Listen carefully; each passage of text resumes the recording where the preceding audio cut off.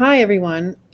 Welcome to Human Rights Protocol Considerations Research Group. We're going to get going in just a minute or so.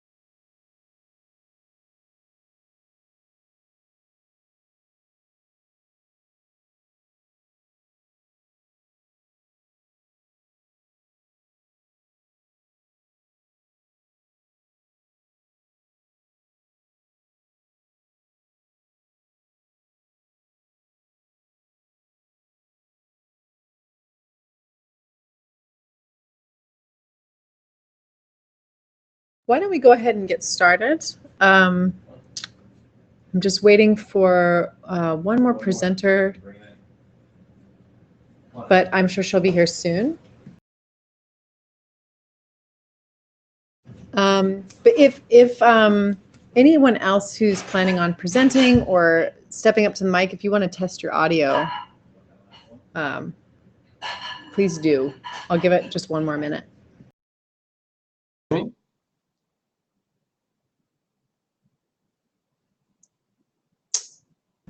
Just having a check with the audio to see.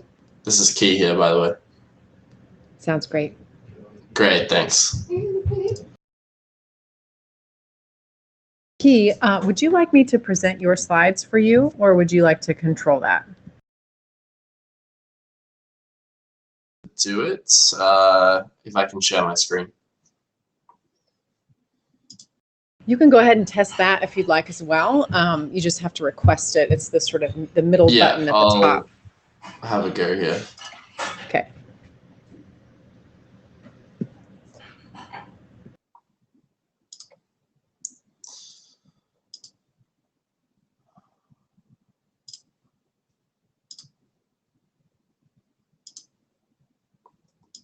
And you guys can see that fine? Yeah, great. Okay. Great, thanks so much. Good, so that's working. All right, I'm going to go ahead and get started with the welcome slides, and then I think I'm troubleshooting with the other presenter right now, so we'll see where that turns out. Right, so thanks everyone so much for coming. Happy IETF 111. I need to reshare my screen, so bear with me. We may not meet for the entire time. It looks like we don't have as much, as many drafts discussion as we thought we might. So just a heads up on that. Sorry, Al, I'm not sure what happened. My screen share is not working.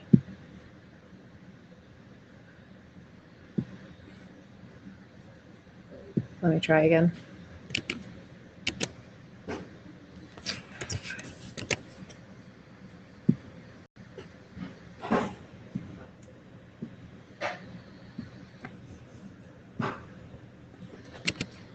All right, wonderful.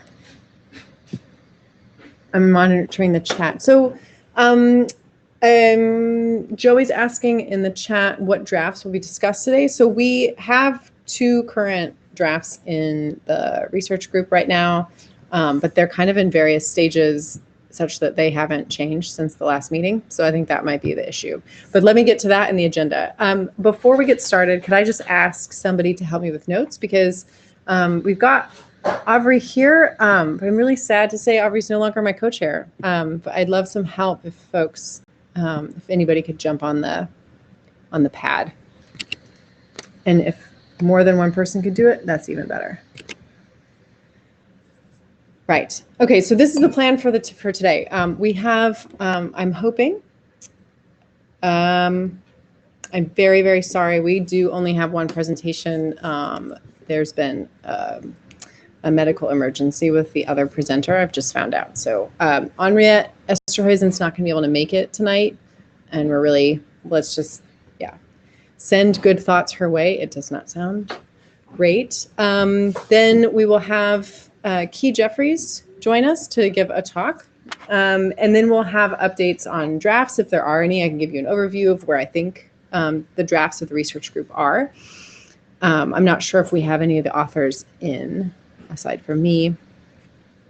And then lastly, I wanted to talk just about the research group search for a replacement co-chair and other outreach. And then I think there's AOB. Would anybody like to propose any other business or changes to this agenda at this time? You can just put it in the chat or get on the mic.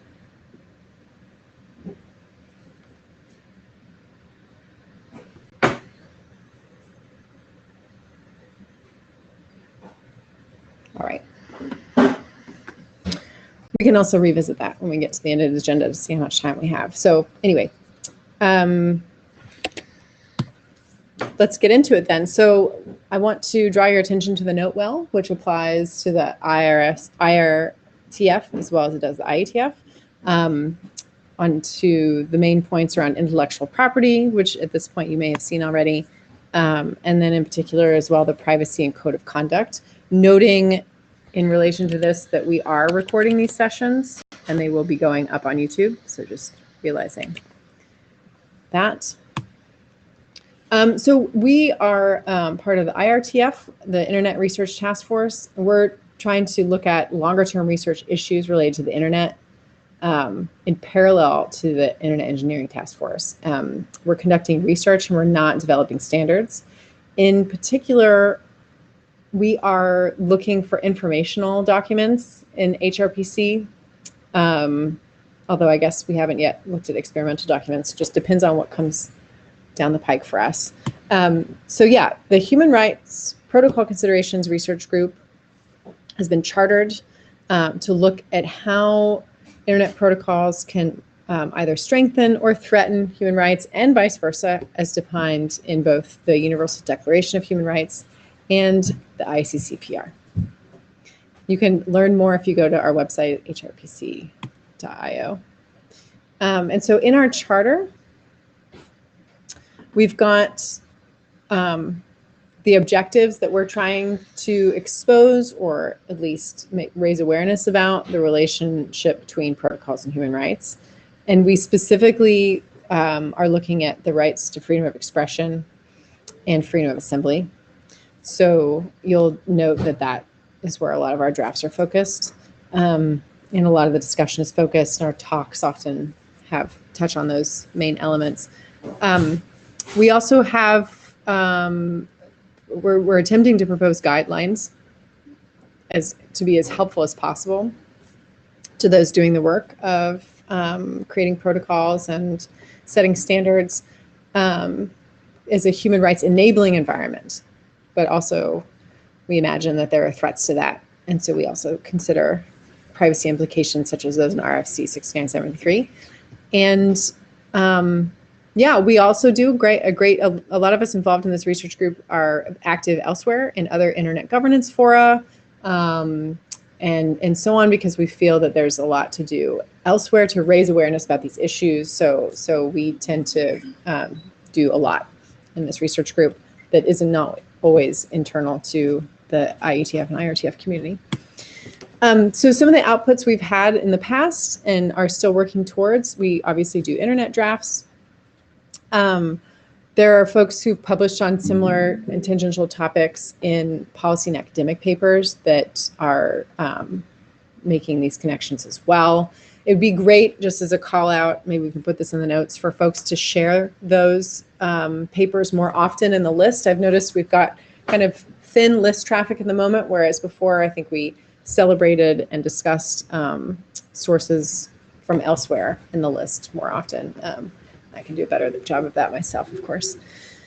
In the past, there was a film that folks made.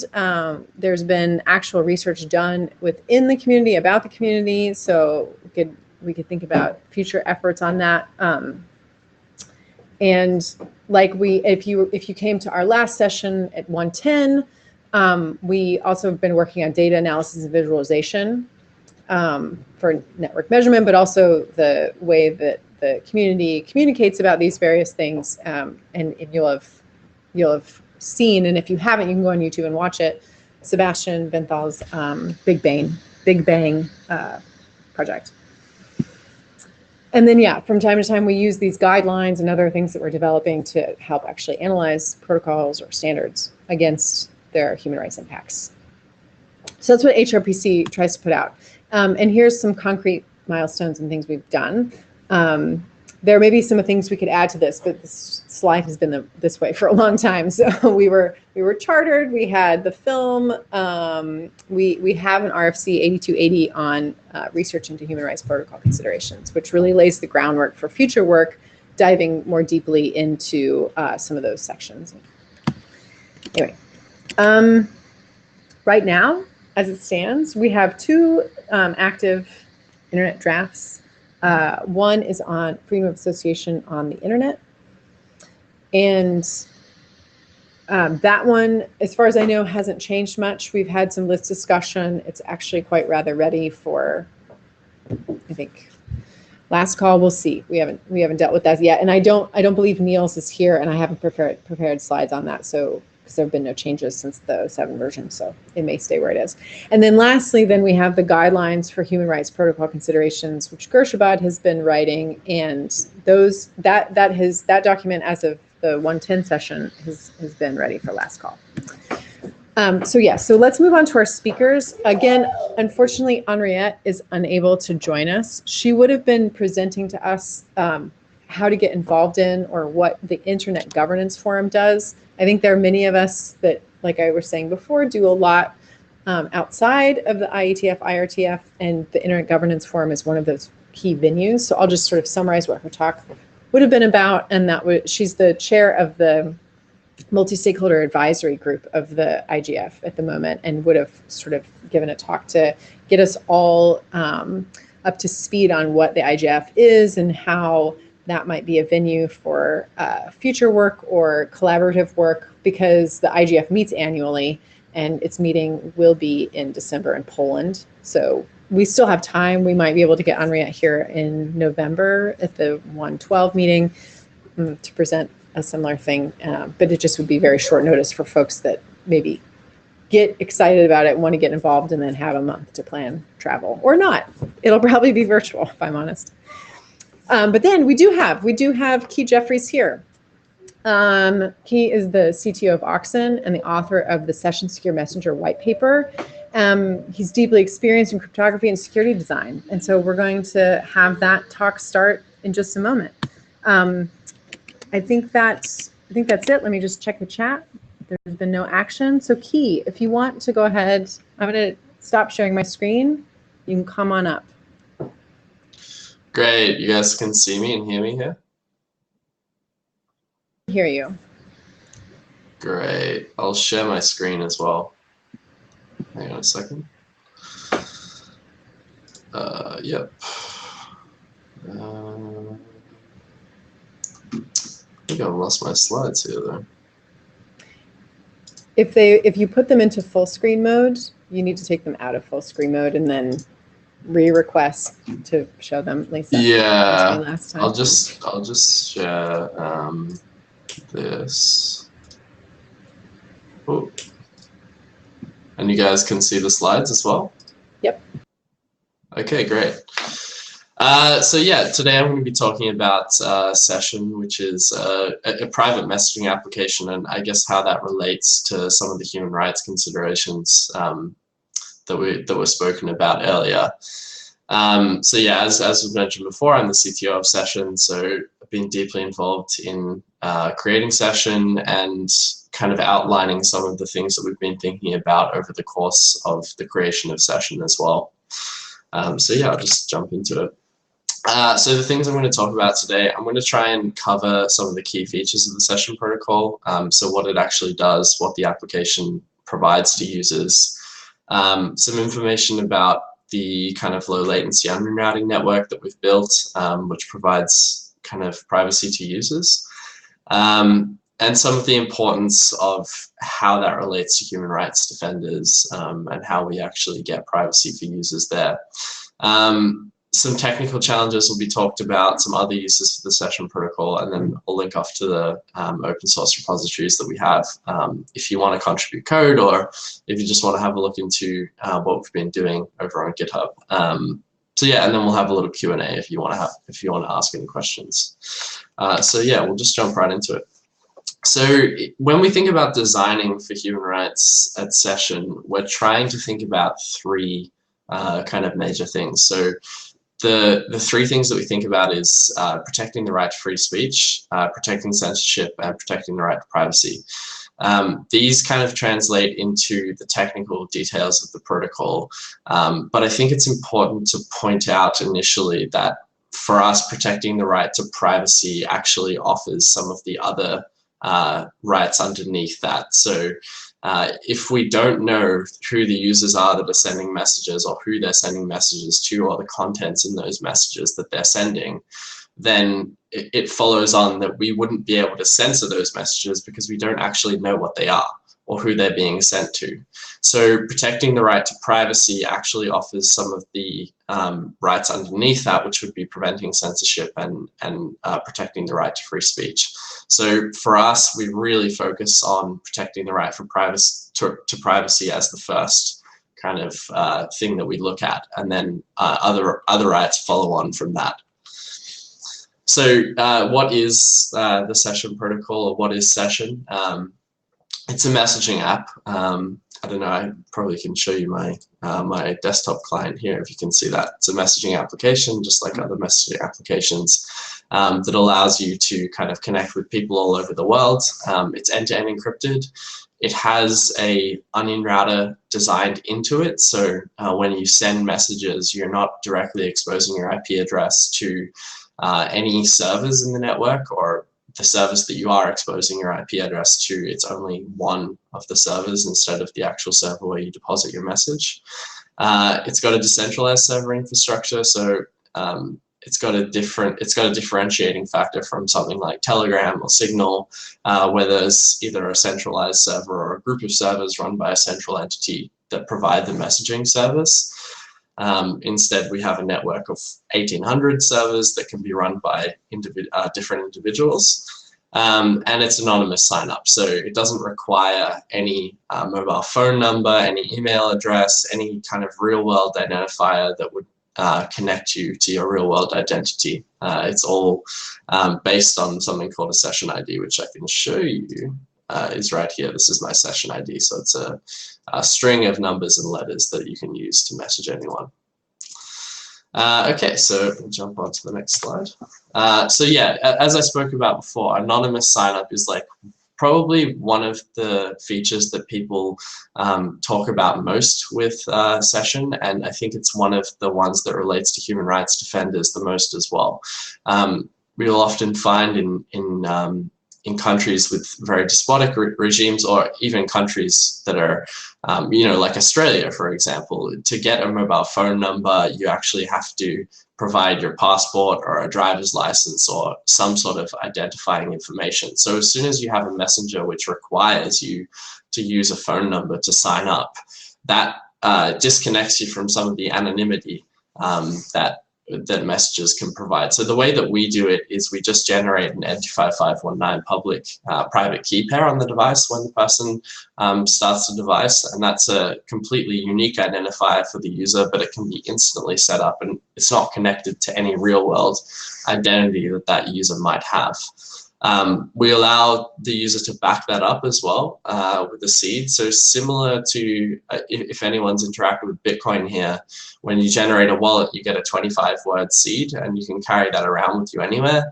That's the same in session. So your messaging account is actually linked to your 25-word seed, and you can use that to move your account wherever you want. So even if I was to completely delete my session client and all of the messages associated with it, I would still be able to grab that seed, go to another computer, input that seed, and I'd be able to get my identity back, which is, you know, essentially my public-private key pair.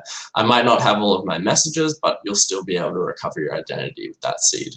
And obviously the other thing it gives you is a session ID, which is this long string down here of alphanumeric numbers and letters, which is your identity on the network, and your public identifier that people can use to reach out to you and send you new messages. So end-to-end encryption, this is an obvious one for messengers, especially for us as well, because we don't have a kind of centralized server where all of the messages are held and there's some trusted entity that holds those messages. For us, we have a decentralized network, so it's important that the information that flows across that decentralized network is end-to-end encrypted, so that the nodes that are dealing with that information can't actually, inspect and see what's inside and see the messages that are flowing through the system. So for that, we use Libsodium. Our encryption protocol is extremely simple, and most of that is related to the fact that we're a decentralized network, so we don't have some of the guarantees around delivery that networks like Signal or Telegram would have to build a more complex style ratcheting system where keys are constantly updated. So instead, we fall back to kind of a simpler system that works better over a decentralized network. So yeah, it's stateless.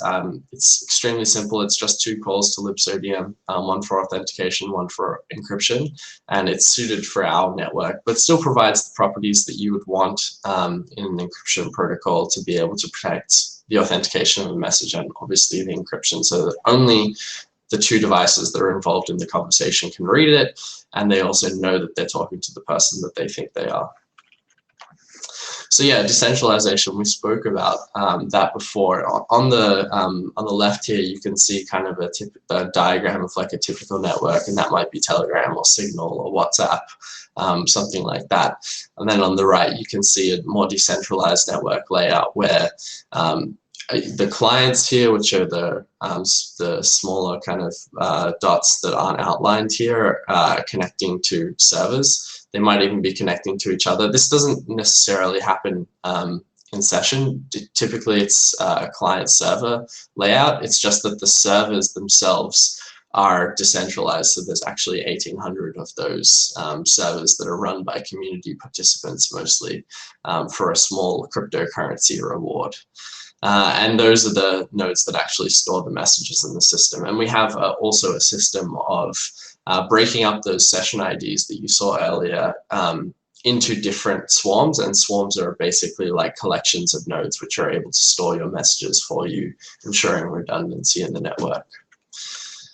And obviously the good thing about decentralization is there isn't a central point of failure. So in the centralized model, if I cut this server off, whether that be that server's running in a country that doesn't like the messaging service, or the country that I'm in blocks the actual centralized server, then I can no longer access this. Whereas in the decentralized model, as long as I have access to one of these servers, I should be able to move through the network through that one server. So it's less central points and less of a honeypot also being created as well. If you spread the useful data of the network over hundreds of nodes instead of a single node, then it's a lot easier, or it's a lot more difficult for a passive kind of surveillance attack where you just sit here and look at all of the messages that are going through this node. Instead, you have to compromise a significant portion of the network to be able to do that here. I'm just going to have a sip of water. So onion routing.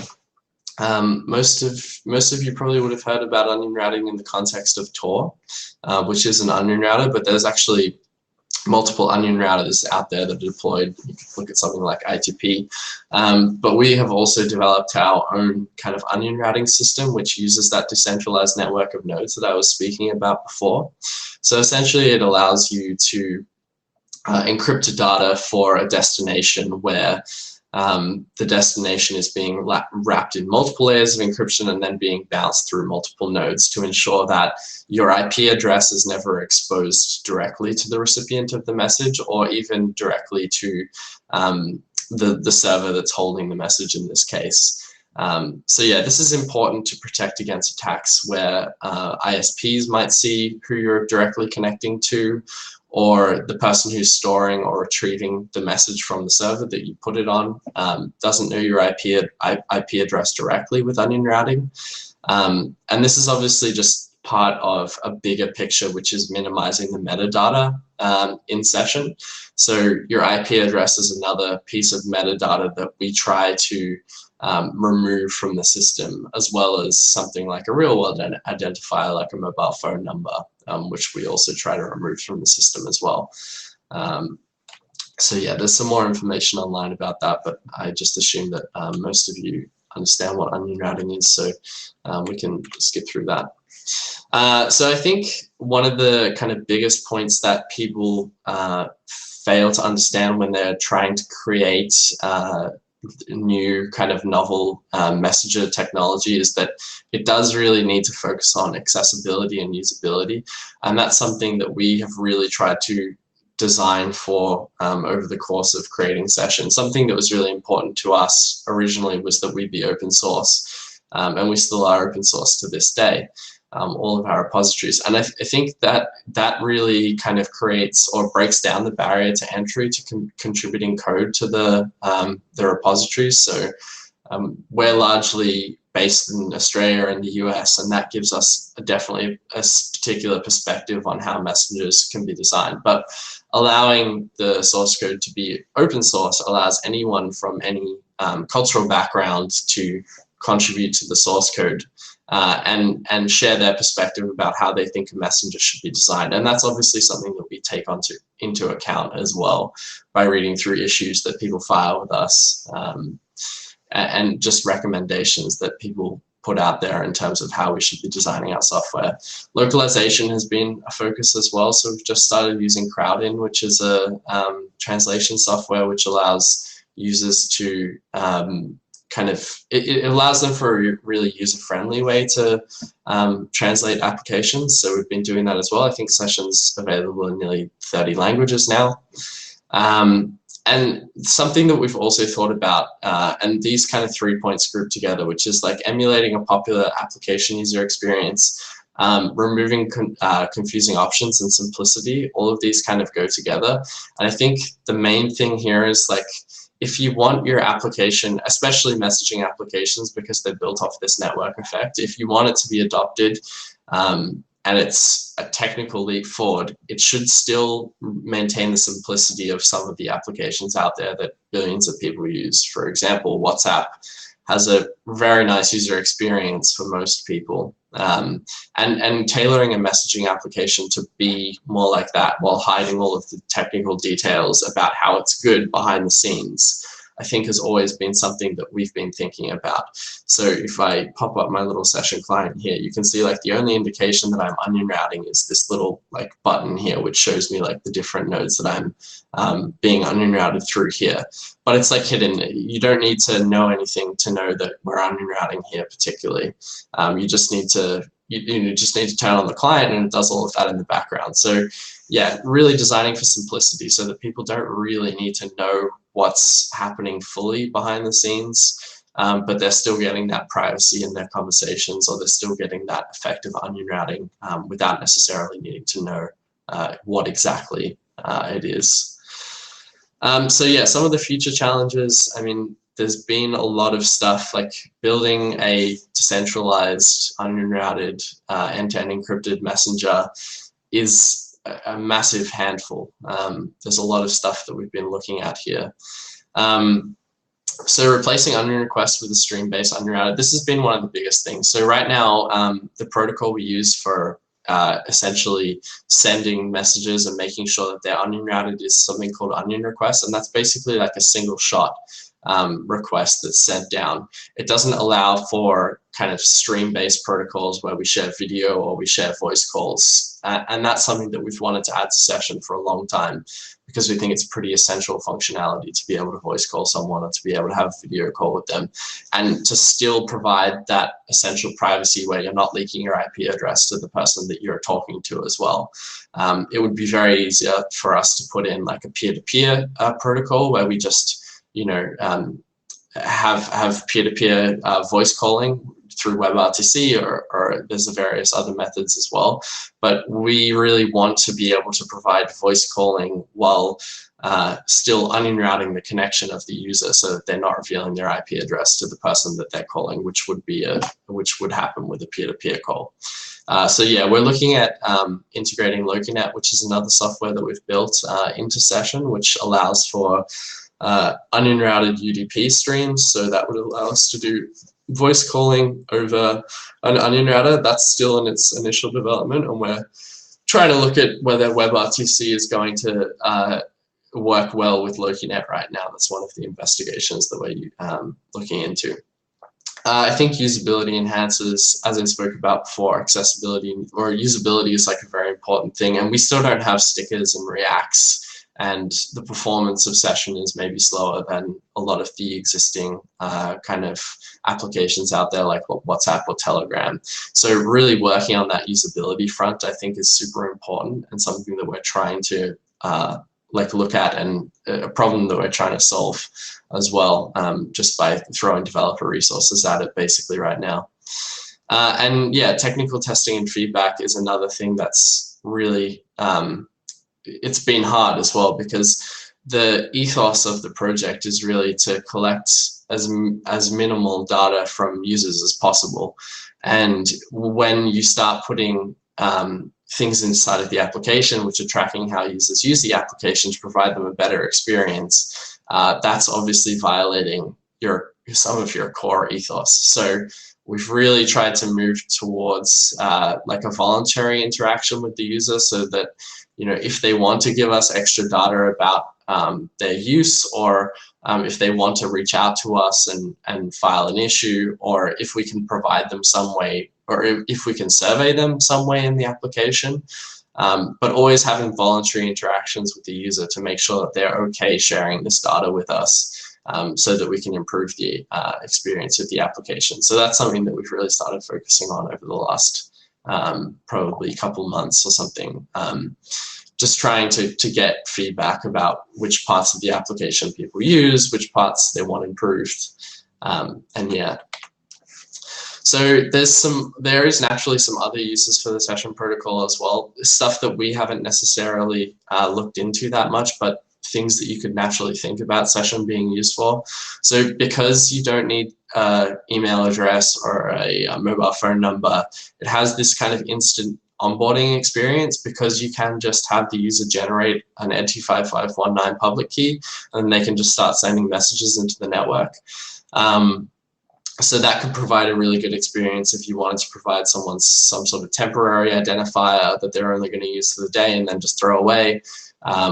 Or at this point also connects as well if you wanted to have some sort of second factor authentication where they get a unique public key that's provided to them, and then they can receive messages back and forth from a central service.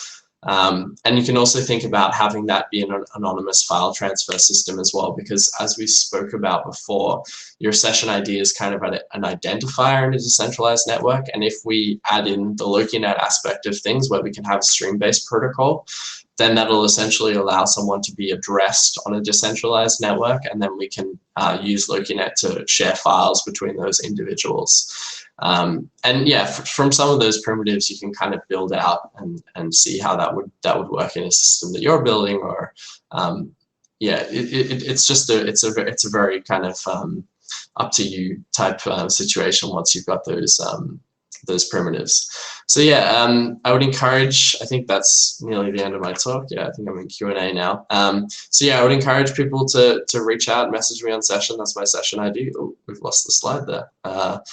Reach out to me on Session. That's my Session ID there. It's also, you won't be able to write that down. So if you go to I have Twitter as well. If you just look up Key Jeffries, I've got a GitHub profile. My Session ID is on there as well. And if you want to check out some of the open source stuff we're working on, including Session, you can go to the Oxen.io repository on GitHub. So yeah, I think that's it for the presentation.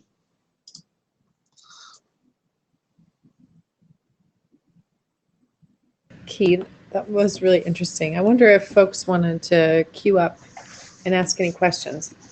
Otherwise, I might have some. I mean, I guess my first question is, we have folks participating in the IETF that make secure messaging apps. Some of them are talking about that in messaging layer security working group, and there. So I just wonder, if you wanted to elaborate on or talk about why you think your approach maybe is more aligned with human rights goals than some of the others out there, if at all. Yeah, I think it's big. I think it's because we take that point of being really privacy or anonymity focused. Actually, there's a lot of messages that are privacy focused that encrypt your messages, like Signal or Wire, and I know that they're working on the MLS stuff as well, which I've looked into too. But I think we're taking a pretty hardline approach on not having any real world identifiers in the application. Which I think lends it much more to kind of a human rights defender's approach, because you could see people in countries that, that have despotic regimes, and they really don't want to be using their mobile phone number or their email address to sign up to messaging applications, because they might not want that real world link to their physical identity. If that comes out that they're using one of these messaging applications, or if some of the contents is found out of what they've been messaging about, then that can often lead to consequences, via the regime. So yeah, we're really focusing on that anonymity aspect and still providing the privacy and security side as well. But I think that's where it really leads into.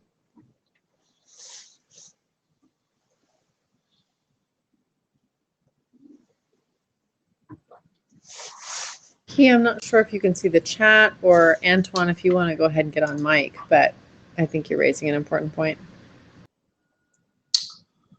So the question was... Yes, in fact, I have some doubts regarding the anonymity of your system, because in your presentation you mentioned that when you install the session application, you generate a public-private key pair, and then you use the public key as your identity on the network. Then at the end of the presentation, you say, oh, and by the way, you can reach me with this session ID because I'm always available. So in fact, how difficult would it be for someone willing to attack your anonymity to get this session ID and say, oh, this is the guy that I've seen presenting at IETF? So actually, I think that from an anonymity perspective, the fact that the identifier is stable over time is a threat, because you can if you have a network of people that use the same identifier to contact you, then how difficult would it be for an attacker to determine that the person that is connected to this and this and this person is you, because you are the only contact that is common to all those people. So in fact, I think that there is a threat with regards to anonymity with your use of the session ID, and the fact that it's not human readable doesn't mean it's not anonymous. It is anonymous. Yeah, I understand your perspective there. One of the major things that makes session ID different from a mobile phone number is that they can be destroyed and recreated kind of instantly. So if you want to completely disconnect from your identifier, that my session ID is what I displayed before, then I can just dispose of this account and create a new one, or create multiple accounts that are disconnected from each other. So if I want to have a public identifier which is displayed on the internet, which is this one, and then I also want to have another account that's completely disconnected from my ID, I can create those accounts just ephemerally, like I can create them instantly. Another thing that we are looking at as well is having some kind of anonymity in the delivery of messages as well, so that people can send out messages more, I don't know if you're familiar with BitMessage, but more BitMessage style, where the network, the message is flooded to the entire network, so they don't necessarily have a destination on the message per se. But yeah, I mean, really, you need some way to identify everyone in the messaging system, and having a long-term identifier rather than a short-term identifier that changes over time means that people can take choice into their own hands about how they control who knows them and who doesn't with their session ID. So that's really the thought process that goes into that. On the last point regarding how you manage your identity and maybe how you have multiple session IDs, I agree with you that it can help in managing in improving the anonymity in a way. So I didn't get the part where you could destroy your identity, and maybe you could have some things like you create multiple identities and you have a way to create them for a certain period of time, and you have a covering period for the two identities, and a messaging way for people to say, oh, this identity swaps to this one in a sort of secure way, so as to preserve the fact that people are reachable for a longer period of time than the duration of your session ID. Yeah, so that's something that we want to work on as well, is kind of multi-session ID support in a single account. So having someone kind of in a single client being able to have multiple session IDs in that client, just so it's easy for them to manage their multiple identities. So, and they're able to generate identities ephemerally as well. If they just want to have a conversation with someone that they don't really know very well, then they can generate a new session ID and have those messages still filter into the same client. So that's been something that we've been working on as well. So yeah, definitely understanding the issue that you're bringing up here as well there. And I see in the chat also some people talking about Zuko's triangle and how do you kind of exchange the session IDs. So we also have another system that I didn't really get to talk about today, which is similar to the Ethereum name system or something like Namecoin, where you can actually map on the blockchain a human readable name to a session ID. Obviously, that would be removing some of the anonymity from the system. If you wanted to map your real world identity to the session ID, that's completely optional. But yeah, we do have a way to map human readable names onto onto these names using the blockchain that we've created.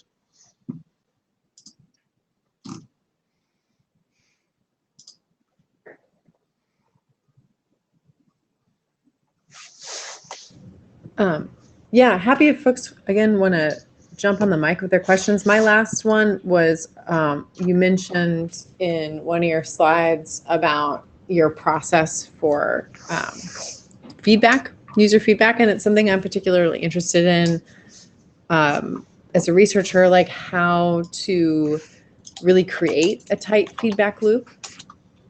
Even design. So in spoiler alert, in the 112 session of HRPC, we're going to have a speaker who's quite well known for their development of the participatory design methodology.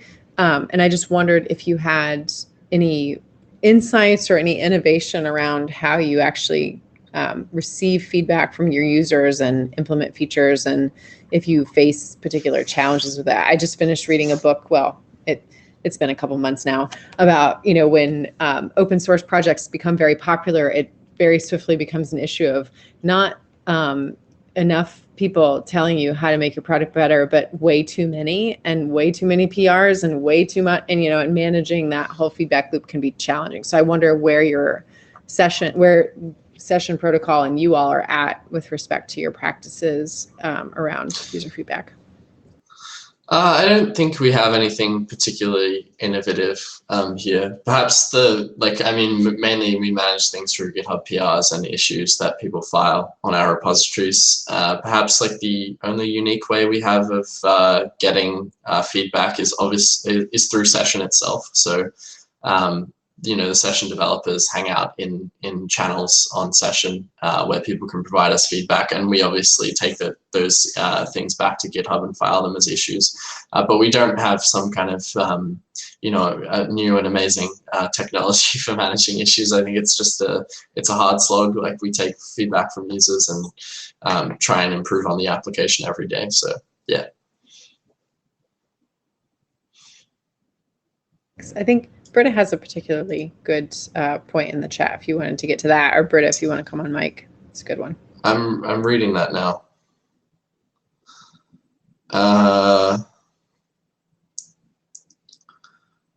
So basically, like authentication issues. Because anyone can create a public key, you don't know who anyone is. I'm guessing that's the kind of gist of the question, and that maybe harks back to the Web of Trust stuff as well. I think it really does come back to that. Like, because of the anonymity aspects of the application, we can't say that users are who they say they are, so they have to establish trust with each other out of band. We can't, it's hard to have your cake and eat it too here as well, right? Like, if you want anonymity, necessarily you need people disconnected from their real world identifiers. And if they want to bring that back in, like if they want to connect themselves to their identity again, then they can do that. But that's an optional thing that we put up to the user. Just like I showed you my session ID before, you know, that's disconnecting me from some of the anonymity I get because I'm connecting myself to that session ID. But if I didn't want to do that, I wouldn't have to. And I could generate also new session IDs to interact with different groups of people.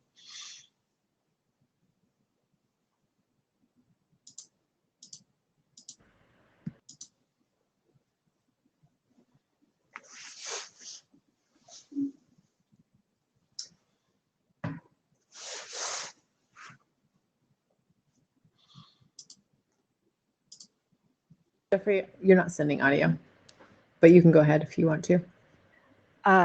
It seems like, similarly to Zuko's triangle, there are desirable aspects of systems like this where we can't get all of them at once. And I've heard some criticism of your system where, like, the identities are not kind of verifiable because you've picked goals that don't include verifiable identities, that include more anonymity. And it would be nice, kind of in this research group or in kind of the private messaging system, if we had, I guess, terminology to say like which goals the system is trying to achieve, so that we don't try to criticize systems based on goals that they're not even trying to achieve. Yeah, definitely. I think, I mean, we've definitely tried to focus more on the providing anonymity to users rather than providing kind of verifiability around who that user is, I guess. Yeah, as I spoke about before, you can link your real world identity to a session ID, but it's always going to be, that system's always going to be out of band in terms of what we can provide. There's no kind of central identifier in the network which says, you know, this person is who they claim they are.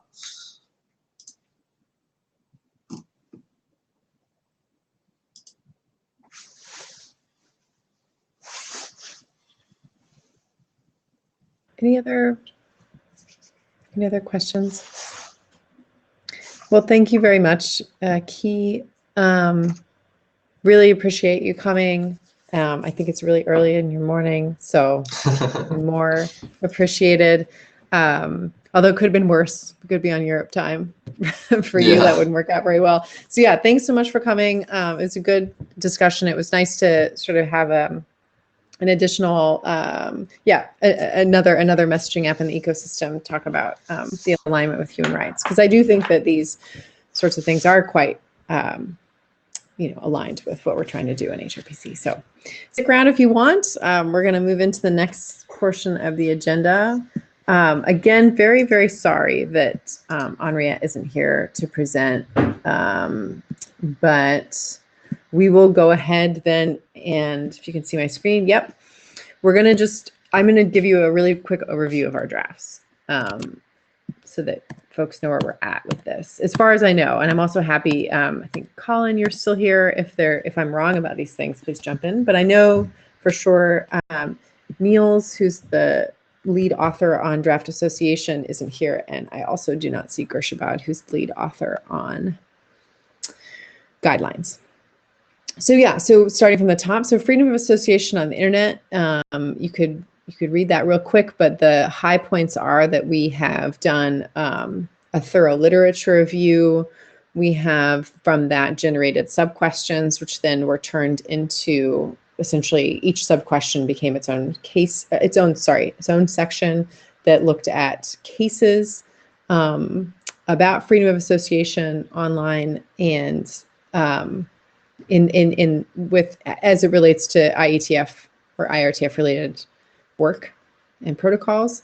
And that's more or less, I think, quite sorted. We had a presentation about it at 1:10, and it seemed like it was in a good place. We had some text changes. We had some on list debate following that meeting, and I think it's in a stable place, but it hasn't progressed past that. So I would have liked perhaps to have talked about draft association at this meeting to see whether or not it was ready for last call, but I think we'll have to save that for 1:12, or we could do it on the list.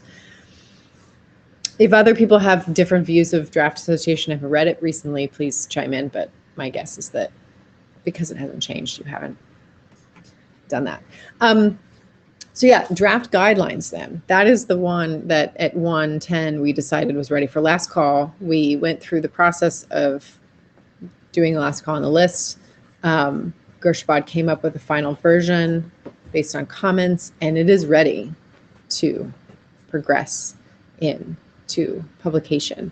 So I guess that's where I'm wondering if Colin, if you're still here, if you had any updates or questions from, I'm not one of the co-authors of draft guidelines, but I could do my best to capture any concerns or thoughts you have in the notes and then go to the list to action anything.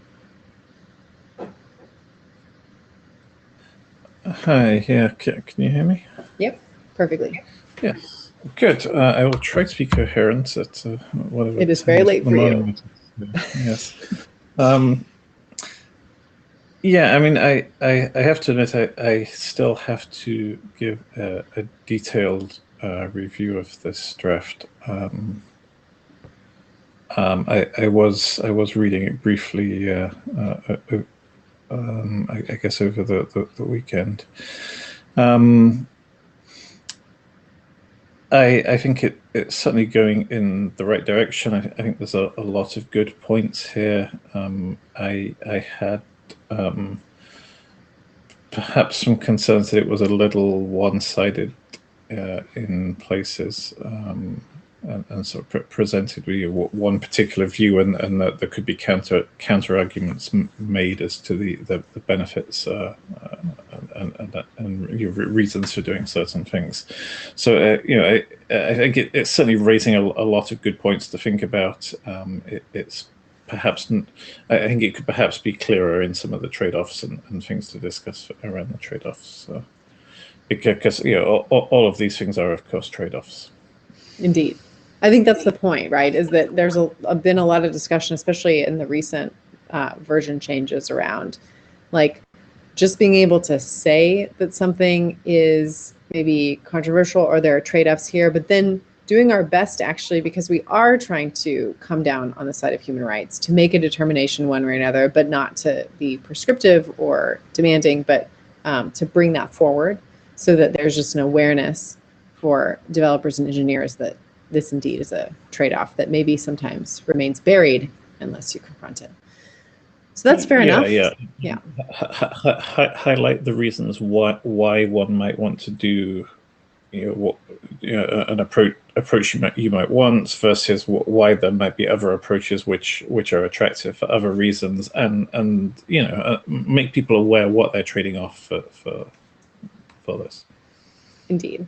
And one thing I think we can help with, and maybe as you're reviewing it with somewhat fresh eyes, Colin, you can think about is how we could give language to draft writers when that happens, when they come across a sort of trade-off and they've decided to take one approach over another, to capture that either in a human rights consideration section or elsewhere in the draft, such that it's not that they've swept it under the rug, it has been considered, but then, you have to make a decision one way or another. So that could be something that I think this draft is meant to offer. And so coming, like Yeah, determining whether or not that happens it would be useful. I think that makes sense. Yeah, and Yeah. I mean the comment earlier of being able to know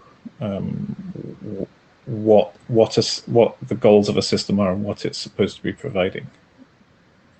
Yeah, so you know what feature, what guarantees it's supposed to provide are useful. I really like that point of Jeffrey's. It was in the last talk, but yeah, I like that thought where it's, we've had this discussion. It's been a decision. What's the best way to document that in the RFC series when that has come up? It also, I think, will shortcut a lot of the discussions, maybe when it feels like a draft is in its late stages, but then there's this remaining human rights concern. If it's well documented in the draft, then we don't have to, make a big deal about it.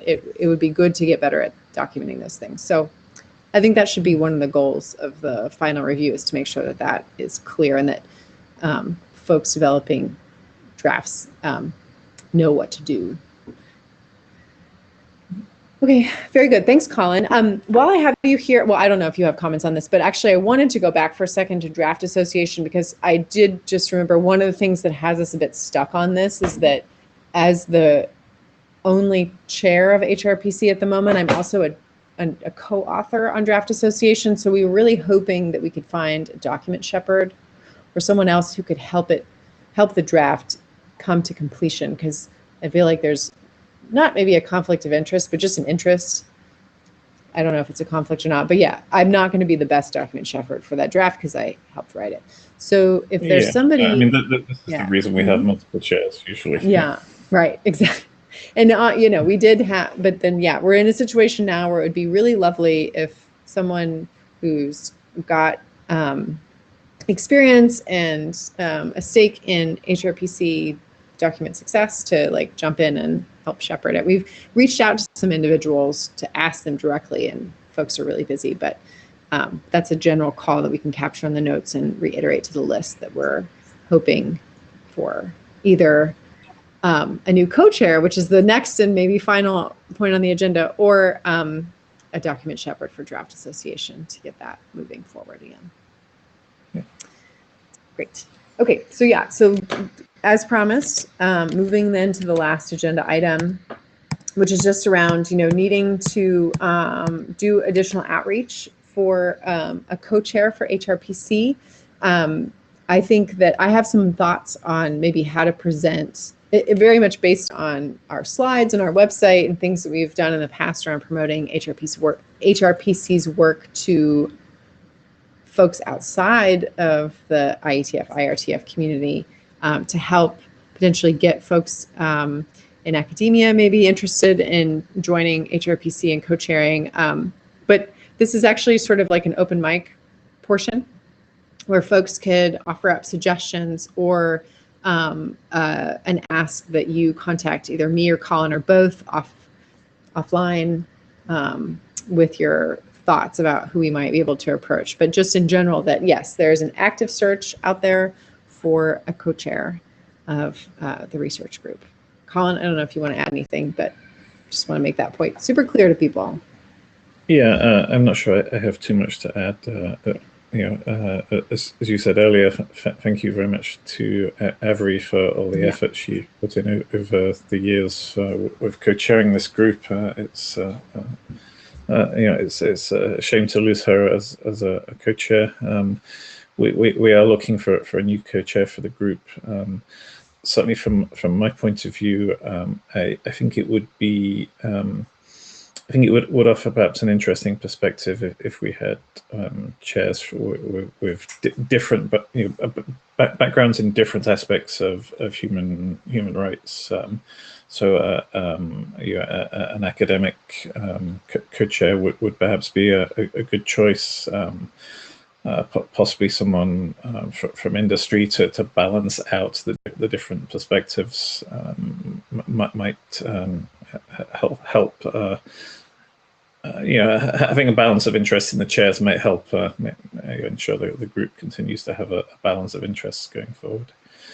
But yeah, if people are interested in the role or want want more information, what it's about, as Mallory said, talk to Mallory or talk to myself, and I will.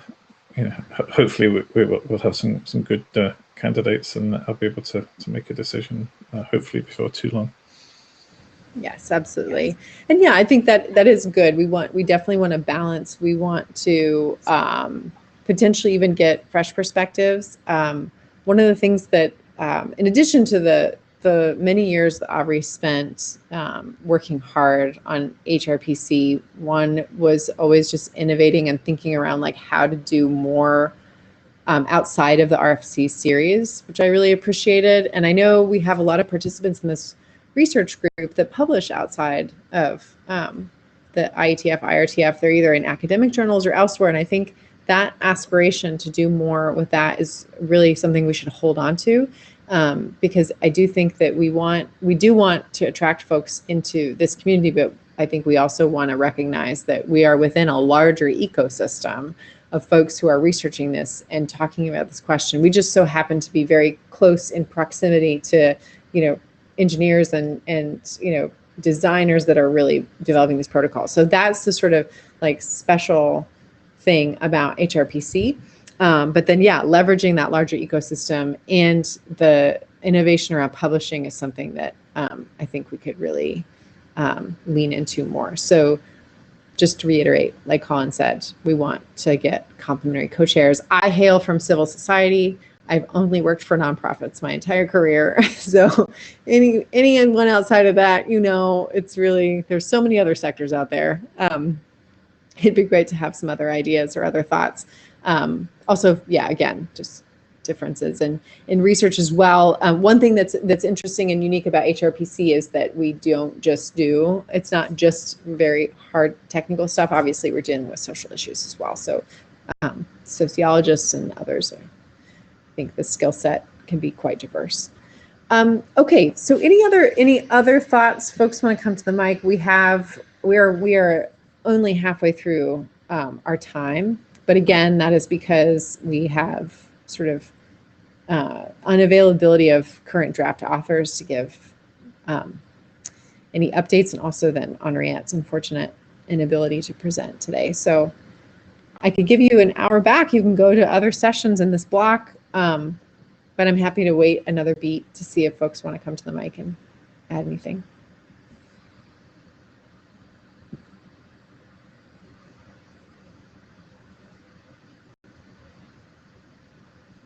Okay. Well, I think that's it then. I won't take up any more of your time. I just really want to thank you all for coming. Thanks so much to Key for the presentation. Thanks to Colin and Aubrey. Special thanks to Aubrey.